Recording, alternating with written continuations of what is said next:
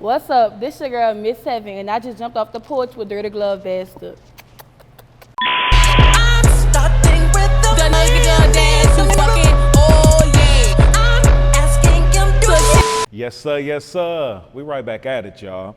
We got the one and only Heaven jumping off the porch with us today. What's up with you? What's up, y'all? Y'all already know what's going on. Yeah, we cooling on this end. How you feeling though? I'm feeling great. Feeling like I'm ready to talk my shit. Oops. Nah, it's all good. It's all to the good. You know, you just feeling it. We feeling it. So yeah, Heaven, you here in Atlanta. You from Louisiana, right? Mm-hmm. Where? What part of Louisiana? I'm from Uptown, New Orleans. Oh, okay. Yeah. Uptown, the NO. Word. That's what it do. That's what it do.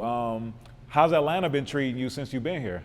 I'm loving Atlanta. Everybody's just sweet, welcoming. Everybody just been like, willing to network and open up and ready to handle business for real. So I'm loving Atlanta. Yeah, that's Yeah. what's up. And do you make it down here often? Are you a regular down here? Or? Nah, my mom, she been here since Hurricane Katrina, and my siblings, they been here. I'm the only one that still stay in New Orleans. Well, me and my brother, but this is like my second home for real. Okay. Yeah. Word. Nah, that's what's up. That's what's up. Woody. Nah, so let's get into it. So what was life like growing up for you in New Orleans? Growing up in New Orleans, it's just like you gotta be strong. You gotta be able to get through whatever. Like, you know what I'm saying? So I had a good life. Had a good life growing up. Like, of course, schooling and band majorette and stuff like that. But it was pretty nice growing up. Mm-hmm. Word. And what type of kid were you growing up? Like, what was you into? I was into like music, of course. I was into always in creative things, making clothes. Always on teams and majorette teams and everything like that. Yeah. Social, butterfly for real. Word. New Orleans seems like a place where without even trying, like you can, tap into creativity. Yeah. I mean, just from the music to the art, just, all around. I mean, it just seems like a place where you're just always consumed with art. Oh yeah, definitely. Yeah. Definitely. Like the second line and It's gonna always be something to do. Like, you can go chill on the lake, get you some crawfish, get you a dagger. It's always something to do. It's never just like I'm bored. In New Orleans, you ain't bored. You got something you can go do. Right. Like free, spend some money, whatever you want to do. It's something to do. Like, yeah, definitely. Now, people that I meet from New Orleans, like there's a pride that you have, being from New Orleans. Oh yeah. What would you say is one of your favorite parts of being from New Orleans? I could say just our confidence, the way we just pop our shit, like we don't really care about nothing. Like, we have tough skin. We gonna, be how we want to be.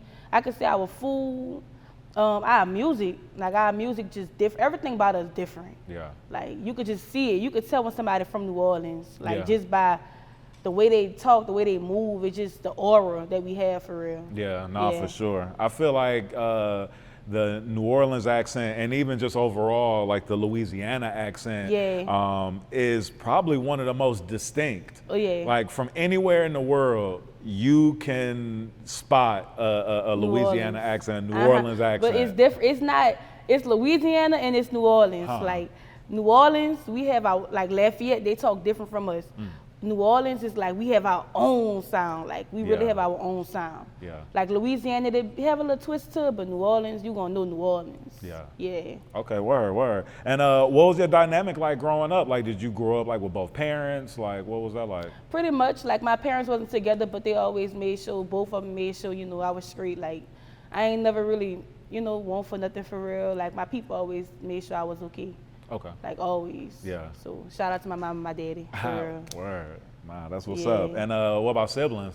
Oh yeah, we all been close. Like, growing up, I grew up with my dad. Like, I was the only child with my dad, but my mom, she has 7 kids now. Okay. So I'm the third, lucky number 3. So Yeah. you already know how it go. But everybody pretty much good. I have 4 sisters, those 3 sisters and 3 brothers. Yeah. And I'm the, make 7. Okay, word. And did you grow up in a house with that many siblings, or? No. Okay. I grew up in New Orleans with my daddy. I've been a Okay. daddy girl since I was a baby. Oh, okay. Yeah, been. Got you. 'Cause I was about to ask you, like, I know, like, the dinner table got to be crazy with, having to block your food, having to make sure. Right, like- right. Yeah. Now, with having that many siblings, like, can you even get mad at another sibling if they don't remember your birthday, or you know what I mean? Nah, it ain't never like. I can really say my siblings so loving and caring. Especially my younger siblings, they so sweet and pure. Like they so lovable. They can't forget your birthday. If they do, they calling you, feeling bad, you know. So I never had that problem before. Word. No, I can dig that. At what age would you say you jumped off the porch? Let's clarify. So jumping off the porch, I would say, is like that first taste of independence that you ever got. The first time when you stepped out on your own and didn't ask for permission to do something, you know what I mean? Like you was moving on your own accord.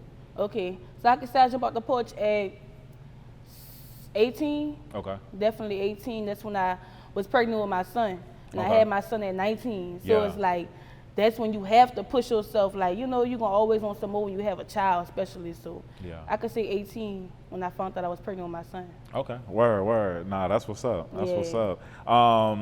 And what are some things that you try to teach your son to, you know, like some values that you teach him? My son just turned 5. My son take out the trash. My son, I install independence on him because I'm independent. I've been independent since I was a little girl. So I teach him things young, because when he get older, about 10, 11, 12, older, I want him to just get up, take the trash out, get up, take his bath, do his hygiene. I install real life shit into my son for real. Yes, and I'm an autism mom. So it's like, my son, I don't enable him at all. Like he the man for real. Yeah.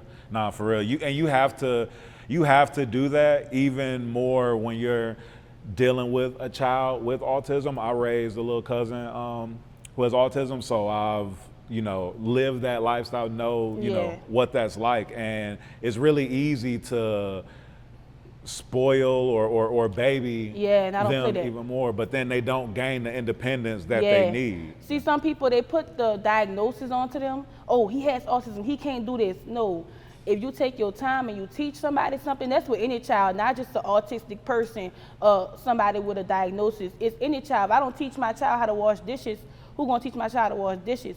So I don't look at my child as a diagnosis, or, you know, I look at him like, this is my son and I'm gonna teach him. Right. So, I don't put that on him. I don't handicap him at all. Word. And if somebody talking to him like a baby, I shut that down. Don't talk to him like that. He's 5. Yeah, so he's very, very, very good. Word. And how much more time, energy do you have to, you know, put into your son and into that, with knowing that? Of course, I'm putting extra time. I'm going extra hard. Like, I'm doing shit that probably the typical parent don't do. Because, you know, I want him to reach for the stars, and like we're gonna go back to the handicap and shit. Like, I'ma always go extra harder for him. So I'ma always sit down and do one-on-ones with him more than a typical parent, if that makes sense. Yeah, nah, for sure. It's super important. Tapping back into the music, at what point did you find your love for music? I've been doing music all my life. Before I was rapping, I was singing. So I was about, when I could talk, I could sing. They said I used to cry so bad. I was a crybaby. So it's like, they was like, she crying so bad because she prepping her voice so when she starts singing. So when I stopped crying so much, I started singing. But then when I turned about 8 years old, Nicki Minaj came, and I started rapping when Nicki Minaj came out. So about 8 years old for rapping. Word. Nah, that's what's up. And who were some of your other influences? Who else were you into? See, I always loved Nicki Minaj. From New Orleans, they had a woman named Caddy O.C. She a bounce artist. Of course, I'm always say Magnolia Shorty. Really the legendary bounce artists, you know what I'm saying? Like, that really, it's something about the bounce music that I loved it so bad. When I heard it, I just knew I was gonna be a bounce artist at 8 years old. Yeah, I told my dad I was gonna be a bounce artist at 8 years old. Wow. Yeah. Wow. So that's why I said listen to your children, because they know who they is at a young age. Nah, for sure. And manifestation is real. Oh yeah. You know, for sure. So that's why you have to like watch what your kids are saying, because you even have to watch them if they're putting negative things out there too early. You know what I mean? It's so many legendary artists and groups, you know, from New Orleans. So I could imagine, like, you know, you turn your head in any direction. And, you know, it's so many dope artists like to, you know, be inspired by, you know, and all that. I mean, Off the Porch is actually inspired by New Orleans. Oh, really? Yeah, so That's the way I crazy. came up with it was, The projects. yeah, and then Off the Porch was the name of the skits on all of the Hot Boys Guerrilla Warfare album. So that's we dope. came up with this whole theme. You know, it's from your city, it's from your backyard. You know? Yeah, I feel like I'm at home now. Yeah, for Yeah, sure. I can see now that you say that. I'm looking around. I'm like, hold up, we in the project. In front of the store. It's the Right. King Land. Let me know. Right, Let me know right right. now. I want some fruities. You know what I'm saying? So now you have some relatives that are in the rap game too, right? Yeah. Okay, can you speak on that? How about Rondo, my cousin? Legendary artist. He's been around a long time. How about Rondo? Yeah. Okay, word. And like, what was some inspiration you were able to pick up from him? Like, had you seen him like going to the studio, doing shows, like things like that? My dad and Rondo are very close. So he's always, Rondo have a show. Rondo have this going on. And my grandmother, she just always loved Rondo. So it's like, they always was proud of him.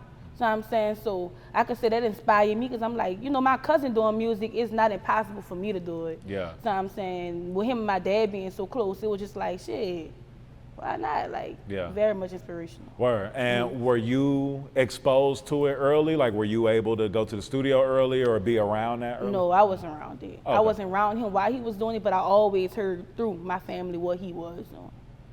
Like, everything he does, my people always, you know, proud of him for real. Yeah, word. No, I could dig that. So when was the first time that you actually started recording? I was 19. My first song, it's called 1.5. Yeah, so 19. Okay. And what was the inspiration behind that song? Shout out to my girl Jada. But I was standing on the West Bank, and I didn't know that it was called the 1.5. That's called the West Bank. It's called the 15 Ward, but it's called, I call it 1.5. They call it 1.5. So I'm standing over there, and I was like, first of all, keep my name out your mouth. And I started just rapping it. And I was like, girl, I'm still on the West Bank, the 1.5. She was like, I got me a Fisher nigga. I'm like, yeah, she like my 1.5 boy. So she like, yeah, let's talk about that. So that just fell into that like Fisher fool nigga. Yeah. Like that's what it was about. Nigga out the projects. Yeah. Type shit. But something that like, if you from y'all area, like if you from like you know what you talking about. Yeah, Like, definitely. Yeah. But it had wound up coming, well, I grew up here too, so they didn't know what I was talking about, but yeah. Yeah. But if you from New Orleans, you know what I'm talking about, basically, Right. like you said. Right, yeah. On some if you know, you know. Yeah, type. All right, so and then you have the current song, and then you have your current single "Mirror" that's been making a lot of noise, buzzing like crazy. Oh, yeah. How'd that come about? Shit, honestly, I was at work, I was doing security, and I used to just be driving in their car, ride around the parking lot, and I guess I don't know, I think something happened with a girl was liking this boy I was liking or some shit. And I was like, I'm talking to the nigga that you fucking. Like, it just came to my head because I'm just like, shit, that's my little work boo. I see his little girl. I'm talking to this nigga that you fucking. Like, that's just what's in my head. So I think I'm like, this is Michael Jackson. The beat to it. Yeah. So I just kept that. So over time, I was peeping him. Like, I'm peeping him out. I like the way he walked. I like the way he talked. So over time, one day I was on the phone with my friend. I'm like, I could tell by the way he walked. I know that mouth good by the way he talked. I said, hold up. I could put that all together. So I put it all together, and I was going to record it a whole year before that. But I just wound up not going to the studio. It wasn't the right time. So basically, that's how it came about. Just over time, peeping shit out, putting it all together for real. It wasn't even planned. Wow. And it's crazy. Like, as soon as you hear it, like, you can't help but to start humming it. You know what I'm saying? With the whole Michael Jackson Man in the Mirror.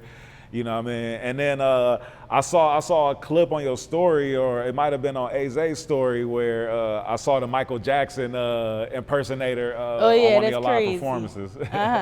Oh yeah. He killed it. He was cutting up bad, real bad. Yeah. I liked it. So then your Trash Mag performance started going viral and been, you know what I'm saying, going everywhere. How's that been feeling, you know, to have a song that's like been starting to like get a buzz and catching more people than just the people around you? Shit, it really feel like, damn, this shit, you be feeling like, you know it's for you, but then when it explode, you like, shit, like, what the fuck? Like, it's for me? You know what I'm saying? So it's also like a so real feeling. Right. Like so real, for real. Yeah, and you had taken a break from music even before you released Mirror. Oh, definitely. Can you speak on like why you took that break? Yeah, I was depressed. I was really depressed. My first time ever being depressed in life. Like, I stopped paying my bill for my music. I stopped doing everything for my music. I really felt like, damn, is music even for me? You know what I'm saying? Like, this shit was a phase. People would still play my music, and I'd be like, turn me off. Like, I started self-doubting myself. So it's like, it just was a big break. And me doing Mirror really brought me back to life, for real. Yeah. Yeah, I just felt like I didn't want to do music and not put my all into it. Yeah. You know, but depression, that's really why I stopped doing music. Or, you know, it's interesting, and I don't know if this even all connects, but you know, they say like when you're going through depression, when you battling things, like one of the best things to do, especially with giving yourself like those words of affirmation, is to actually look in the mirror, talk to yourself, talk to the person that you want to be, and give yourself those, you know, affirmations. Is that why it's called Mirror? Is that or like almost like on some like, I don't know, like on some underlining tip? Like, is it almost like, you know what I mean? Like kind of looking like, all right, like. Looking back at myself. Yeah. Honestly, yeah. I'm looking back at you really made that make sense, honestly. Like, Mirror was like a look myself in the mirror type of thing. Of course, you know what, it was inspired by Michael Jackson. It was inspired by him, but thinking about it, shit, it really could be. Yeah. God do everything for a reason. Yeah, So no, for sure. You for never sure. know what that was about. Yeah, and a lot of us have that issue where we can self-sabotage ourselves, Oh, yeah. where we don't believe in ourselves, don't believe that things we're doing are great, or, Oh, yeah. you know what I mean, might even quit right before reaching that success that we were supposed to have. So it's like super important, you know. To believe in yourself. And that's the biggest thing. I stopped believing in myself. And that's what I want to tell everybody else. If you don't believe in yourself, you don't believe in you're gonna lose every time, because that's the biggest person, you know, that you have is yourself. So if you stop believing in yourself, baby, the dream is dead. Yeah. So when you know, now I tell myself, I get them, if I ever was to get those dark thoughts, I tell myself, girl, bye. That's not true. Like, that's just you know who that is in the back of your head. That's not true. Yeah. So. Word. And what are some other things that you've done and that you even regularly now do to keep yourself out of that depressed state and out of that whole vibe that you was in? Shit, if I'm feeling depressed, I'm gonna get up, I'm gonna get out the house. That's the first thing I'm gonna do, because sitting in it, that shit just make it worse. What you sitting in it, that's gonna make it 10 times worse. Right. So I'm gonna get up, I'm gonna put some clothes on, I'm gonna get out the house, I'm gonna take me a ride in the car, play me some music, do whatever make me feel good, you know what I'm saying? And then feed myself more positive things like, girl, look what all that you done, you know what I'm saying? Because sometimes you don't see all that you've done. Right. Everybody around you will see what you're doing, but to yourself, you like, I'm not doing enough, I'm not going hard enough, and that's what kind of gets, that's me, I'm a Sagittarius. So it's like when we feel like we ain't going hard enough, or we feel like we wasting time, or we, you know, not doing our best, that's what can get you. But you gotta just look at the things that you've done, look through your pictures, see yourself like, damn, look at me. Yeah. You see what I'm saying? Like, that's what get me out of that, Yeah. for real. Word. No, I can dig that. Have you ever tried therapy? I haven't tried therapy. Word. Have you ever Nah. considered it? Would you? Or what's your thoughts on it? I'm not against therapy. If I needed it, I would definitely have went. But I didn't go to therapy. Word. No, I didn't never try therapy.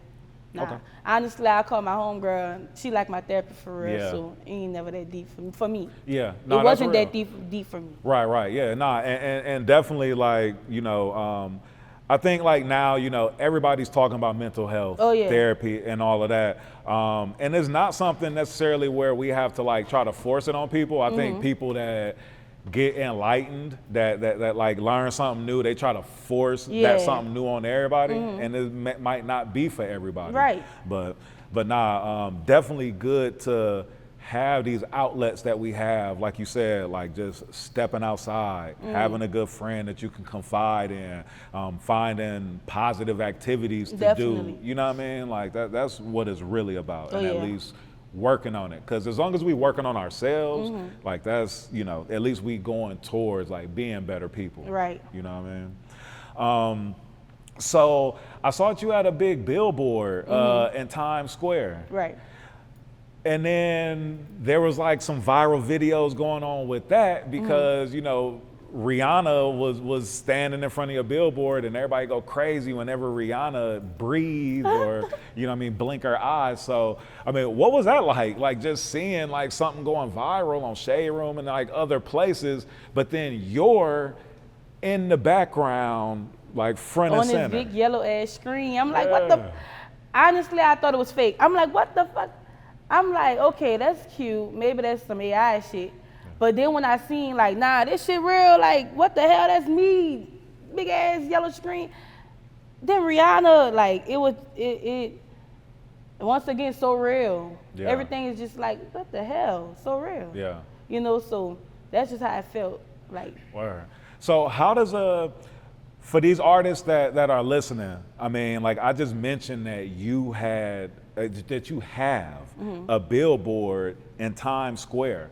How does an independent artist, how does a new artist, a new young lady from New Orleans yes. get a billboard in Times Square? Of course, you know how I go, but shout out to my team, New World. Like, you know what I'm saying? Like, my team, they don't play. Yeah. So I just say partner up. 100% of everything don't mean nothing. Yeah. So you know what I'm talking about, you already know, but yeah. Word, that's what's Get up. together, partner up. Yeah, now that's what's up. And to the people that don't know what you're talking about, shout out to Will Hoops over at New World. Definitely. That's your distribution situation, right? Yeah. Okay, word. And can you talk to us about like how you got into a partnership with New World? Honestly, shout out to my manager. Like, my manager, he get on my nerves. He get on my nerves, but I love him. And Yeah. he puts in a lot of work behind the scenes for me. He fights hard for me. And so he said he been knowing Will since he was a child. Yeah. So him and Will built the connection, and he pulled me in. And they love my work, and I'm happy to be with them. Yeah, word. Nah, that's what's up, man. And for these cats to believe in you so much, to put you front and center, in front of Times Square, that just shows, just how much, faith they got in you and just how much they believe in you. How does that feel, being somebody who's been independent for so long? We were just talking about that when we were talking about your son, and you just being a independent person, somebody who gets up, works hard to get it for yourself. How does it feel when people come around and love your vision and then want to pour into it and pour into you? It's a beautiful feeling. It's such a beautiful feeling because it makes your life a little easier. And it makes the load on your, the stress that you could have, it just ease that, knowing that people have my back. Yeah. You know what I'm saying? So when people can pour into your vision and make your dream a reality, it's like a beautiful feeling. Yeah. Beautiful. Yeah, for sure. And then Mirror also is going viral on TikTok and is on the top, is like, what is it? It's in the top 5 of the Billboard TikTok list. Yeah. How does how does that feel when you wake up in the morning, you open up TikTok, and then you see your name, your song, top 5 on that list? Like, what are the thoughts coming to your head? That shit, like, I'm that bitch. It's just like, look at me. Like, I'm on the Cardi B. I'm next to him and her. Like, you know what I'm saying? It's just like, I feel like it's just an inspiration. It pushes me to keep going harder. And then they look at, like, the other bounce artists, next to me, shit, it's not impossible, So it's just like a dream come true, for real. Word. And let's also touch on the fact that Mirror is a bounce song. Oh, yeah. So it gives you like that authentic New Orleans feel and takes you back to the essence, of the culture, you know what I mean? Yeah. Yeah. So it's just like, I'm proud of it because it is a bounce song, and bounce music is trending all around the world right now. Like, I feel like we the wave. I know we the wave. Yeah. So it's just like me having that song to be on charts. It's just like, damn, like, you know, this shit, the sky's the limit. Yeah, for sure. So- To be able to take that sound and put that sound on Universal. these charts where where the mainstream audience, people worldwide, Yeah. are hearing bounce music. Definitely. People in Europe or in Australia are hearing bounce music. Yeah, and it's just like people in the army, people, goddamn, all type of people dancing to it. You just like, shit, Yeah. that's little on me. Like, you know, Yeah. it's wonderful. No, that's what's up. What are some things in your career that you wish to manifest? I'd like to give you an opportunity to talk about like some of your goals, some of the things that you're, you know, hoping to reach in your career. Honestly, we reaching to be the, you know, the best is kind of cliche, but just to go, if you're gonna do it, we gonna try to take it to the next level. It's gonna always go up. So it's always to go build up and be the best that you can be, that I can be. And then for other artists, like, I really look at myself like, I do this shit for my city for real. I do this shit for other artists as well, not just because, oh, I want to be the best, I want to fly, I want to be the baddest bitch. It's not about that. It's about, okay, my girl see me doing this, let her get on it. You see what I'm saying? Let them be inspired by me, not to, you know, to shine on nobody, to help other bounce artists. So we can push this shit up so we can go far. Yeah. Honestly. Yeah. That's what it's about. Would you consider yourself a bounce artist? Like, do you consider yourself that, or do you not want to, like, that specific title? I love my title. I love my title. Of course I can rap, of course I can sing, but what I categorize myself, I call myself a bounce artist. Okay. Yeah, because it's not many of us. Yeah. So I feel special. Yeah, nah, Honestly. for sure. Yeah, I'm you honored. got your niche. Yeah, Yeah, honestly. word. I love it. I wouldn't trade it for nothing. Yeah, Bounce artists, call me what you want. I can dig it. What are some of the biggest? What's one of the biggest life lessons that you've learned?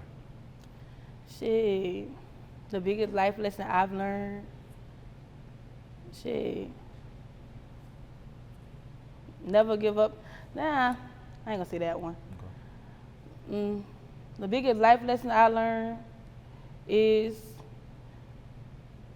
believe in yourself. And that's, you know, I say believe in yourself because, like I said, if you don't believe in yourself, nobody's gonna believe in you. I say never give up on yourself. Don't self-doubt yourself, even though it's easy to self-doubt, throw that shit out the window. Right, Like, because that shit will make you lose everything. for sure. And believing in yourself, they probably call you delusional, crazy, but that shit will take you past the moon. So believe in yourself for real. Yeah, no, that's real. Because think about how many people we've looked at where they believe in themselves so much and they're successful. You may look at them and you don't believe in them, Yeah. but they're pushing themselves so hard and they're making it happen. As to where, you know, and I'll put myself in this and say, you know, sometimes we may overthink a scenario or overthink something and then not do it where, you know, you actually have the talent, Yeah. but just didn't have the confidence to finish it off and do it. So super important to like complete the mission, complete the task. You know what I mean? Don't give up. And Like, I had it bad. I was so inconsistent. I had inconsistency, was so bad. But see, what helped me with that, I went to school. I went to college for dental. Okay. So it's like, you know, I feel like that helped me with staying consistent because I had to go to school every day. Right. See, me, I'm the type of person, once I go to school, I'm going all the way through. I'm never, no dropping out, nothing against it, but you're going to finish it. So Yeah. that helped me with staying consistent, yeah, nah. making myself get into a routine of things. Absolutely. And what you're speaking on are all of the principles that go into being disciplined. Yeah, discipline, definitely discipline. You know what I mean? Definitely. Super important. Yeah. Because without that, we just running around. We just running in circles. You Yeah, know? definitely. Yeah. Discipline, Word. definitely. Discipline. Well, that's what's up. What else you got coming up? What else you working on? Shit, I have a new song. It's called In Here. My new single, In Here, dropping soon. It's gonna go over the moon. We hitting 1 million+ again on every platform. So in here, produced by Alright Slash. Okay. Yeah. Word. So we going hard. Yeah. Nah, that's what's up. That's what's up. You got any shout outs? Shit, shout out to Come On Tank. Real life made my dream. This is who I'm talking. My producer, Come On Tank, made my dream come into reality. Shout out to my friends, like for always believing in me. They ain't never stopped believing in me. Even when I gave up on myself, they believed in me. Yeah. Shout out to my teachers, because they made me go do my shows and everything. Shout out to Shane, because he put in that work for real. Shout out to New World, and shout out to everybody. Shout out to him, period. Nah, that's what's up. That's what's up. Well, Heaven, appreciate you pulling up, jumping off the porch with us. Period. I'm stuck